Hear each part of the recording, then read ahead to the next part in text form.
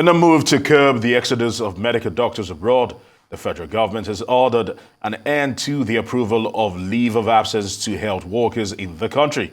The Minister of State for Health, Dr. Tunji Alausa, revealed this on Saturday, noting that health workers going abroad to seek greener pastures should henceforth resign their appointment before embarking on such journeys. The minister said the era of health workers exiting to other countries in search of better offers after applying for a leave of absence is no longer acceptable. The decision followed the report that the annual enrollment of nurses, which used to be 28,000, is now 68,000, and that by the end of 2024, it would have gone up to 120,000.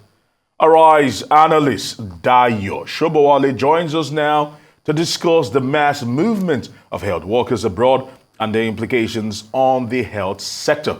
Good to have you here on Newsday.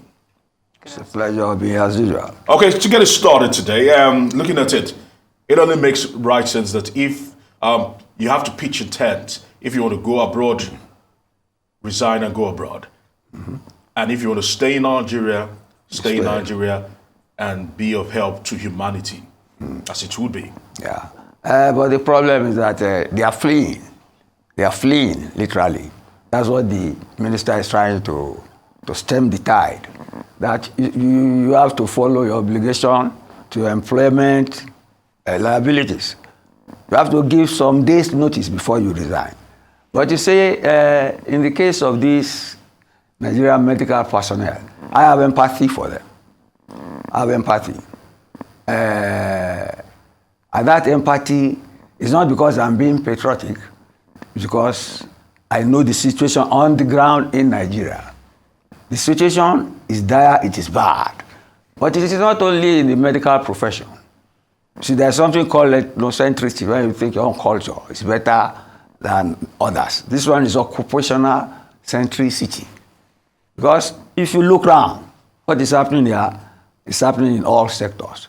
It's because the medical people have an overseas alternative that is more lucrative anyway than the Nigeria one that they are fleeing. Like I said here earlier, nobody can blame somebody for going overseas for education or for greener pastures if you can afford it. But we need to put our house in order. Like some people said, on military intervention in politics, they say the answer is good governance. The same thing with this medical migration or any occupational migration. We should make the enabling environment right for our people to earn a living.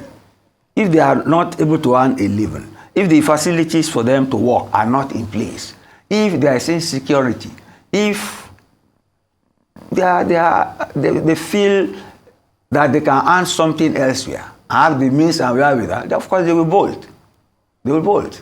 When you join the civil service, they will tell you, give 3 months of job, a month before you leave. But if people don't resign and go, they're abandoning their jobs. They should be fired. But the essential thing is to stem the tide. And why it's trying to stem the tide of people bolting, because that is what they are from their own shores, if you don't stem the tide, of course, others who have other avenues overseas will flee there.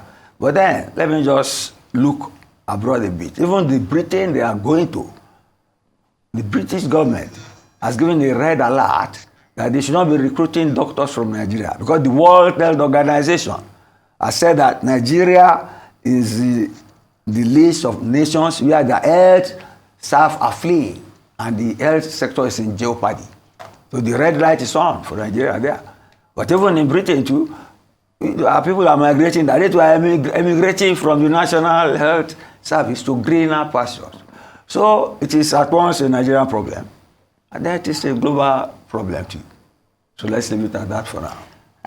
I'm truly sorry, Mr. Sobowale, but I'm being told that that's it for today.